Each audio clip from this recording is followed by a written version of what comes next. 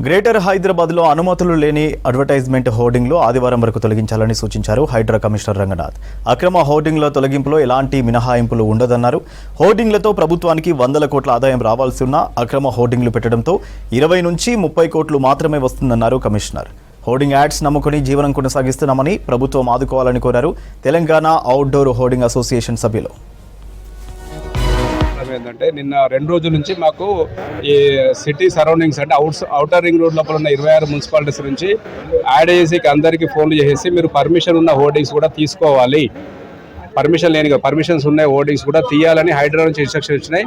మీరు తీసేసుకుంటారా లేకపోతే హైడ్రా వచ్చి తీసేస్తారని మమ్మల్ని అందరినీ భయభ్రాంతో గురి చేశాయి. సో నిన్న మేము ఒకరిద్దరిని మేము ఎంపీ గారిని అట్లా కొంతమంది కూడా ఫోన్ చేయించాము. హైడ్రా సార్ ఏం సార్ పర్మిషన్స్ ఉన్నాయి తీయని ఇంతకుముందు ఆల్రెడీ మీటింగ్ పెట్టినాడు. హైడ్రా కమిషనర్ గారు రంగనాథ్ గారు చెప్పారు ఏంటంటే పర్మిషన్స్ ఉన్నాయి, మేము ఎట్టి పరిస్థితుల్లో ముట్టుకోమని చెప్పారు. మళ్ళీ లేటెస్ట్గా నిన్నటి నుంచి ఫోన్ చేసి లేదండి నైట్ డిసిషన్ తీసుకున్నారు, మీరు తీయాల్సిందే, దీన్ని మేము ఆపలేము, మేము ట్యాక్సీ కట్టే ఎట్లా తీయమంటారంటే మాకు తెలియదండి, మీరు ఏమంటే హైడ్రాలో మాట్లాడుకున్నారు. సో అందుకే మాట్లాడదామని దగ్గర 150 ఏజెన్సీస్ దాకా అందరం కలిసి హైడ్రా ఆఫీస్కి వచ్చాము. సో ఇప్పుడు మంచి మీటింగ్ అయితే జరిగింది సార్తోని. సార్ చాలా పాజిటివ్గా రెస్పాన్స్ ఇచ్చారు. ఏమన్నారంటే అప్ టు 22, 23 వరకు ట్యాక్స్ కట్టినవి ఒక 1 ఇయర్ మీరు కట్టకుండా ఉన్నా కూడా తీయము.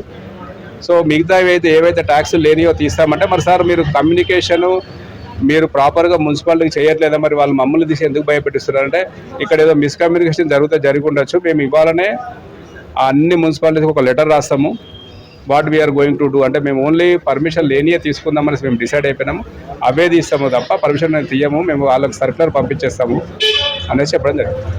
సో టోటల్గా వేరు చేసి ఒక దగ్గర 15,000 మంది వరకు ఇప్పుడు అవుటర్ రింగ్ రోడ్లో దానిపైన ఆధారపడిన కుటుంబాలు ఉన్నాయి. సో ఇవన్నీ కాపాడాలని మేము అంటున్నాము. కొత్తగా అడ్వర్టైజ్మెంట్ పాలసీ కూడా తీసుకొచ్చే ఆలోచన గవర్నమెంట్ ఉంది. మేము అసోసియేషన్ తరఫున దానికి కూడా రిప్రజెంటేషన్ ఇచ్చి మేము దాని గురించి కూడా పర్సూ చేస్తున్నాము, దాని గురించి రెగ్యులర్గా కలిసి ఫాలోఅప్ చేస్తున్నాము. కొత్త అడ్వర్టైజ్మెంట్ పాలసీ తీసుకొస్తే అందరికీ ఆమోదయోగ్యంగా ఉండాలి. గుత్తాధిపత్యంగా ఒకరికో ఇద్దరికో ఇవ్వడం జరగదు, జరగద్దు. అది ఒకరికో ఇద్దరు జరిగితే గవర్నమెంట్కు